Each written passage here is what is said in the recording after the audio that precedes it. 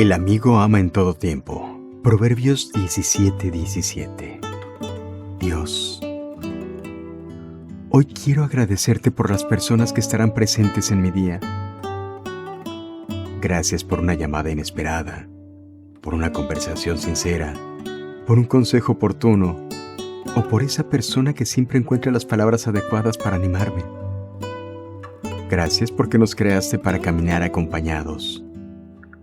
Hoy quiero valorar cada conversación, escuchar con atención y también ser una voz de esperanza para todo aquel que la necesite. Gracias porque muchas veces utilizas a otras personas simplemente para recordarnos que nunca estamos solos. Permíteme darle importancia a cada conversación y persona que encuentre en este día, Señor. En el nombre de Jesús. Amén.